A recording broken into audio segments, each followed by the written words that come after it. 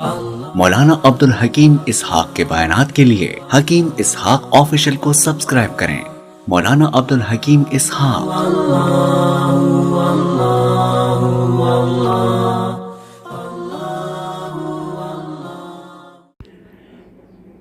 السلام علیکم ورحمۃ اللہ وبرکاتہ۔ بسم اللہ الرحمن الرحیم۔ روزے کی حالت میں غرارہ کرنا۔ سوال ہے کہ روزے کی حالت میں اگر احتلام کی وجہ سے غسل واجب ہو جاتا ہے تو منہ میں پانی ڈالنے کے بارے میں کیا حکم ہے؟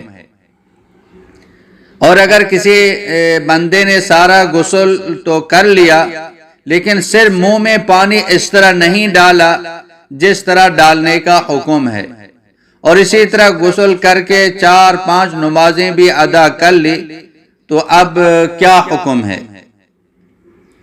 اس کا جواب یہ ہے کہ روزے کی حالت میں غرارہ سے منع کیا جاتا ہے۔ اگر آپ روزہ ہیں، احتلام ہو گیا تو آپ غرارہ نہ کریں، اور اسی طرح ناک کی جو نرم ہڈی ہے وہاں تک پانی کو بھی نہ پہنچائیں۔ نارملی آپ کلی کر لیں اور اسی طرح نارملی آپ ناک میں پانی ڈال دیں۔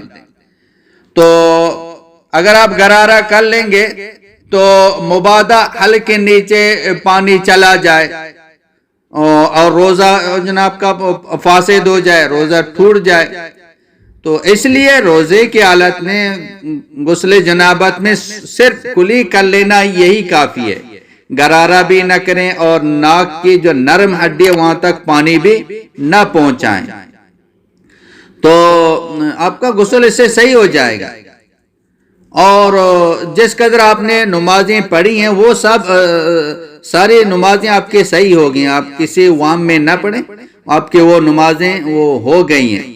بس غسل کرتے ہوئے تو آپ غرارہ بھی نہ کریں اور ناک کی جو نرم ہڈی ہے وہاں تک پانی بھی نہ پہنچائیں۔ تو نارملی جو کھلی کر لیتے ہیں، ناک میں پانی ڈالتے ہیں، اس طرح کر لیں تو آپ کا غسل ہو جائے گا اور آپ کی نمازیں بھی درست ہو جائیں گی۔ واللہ اعلم بالصواب۔ مولانا عبد الحکیم اسحاق کے بیانات کے لیے حکیم اسحاق آفیشل کو سبسکرائب کریں۔ مولانا عبد الحکیم اسحاق۔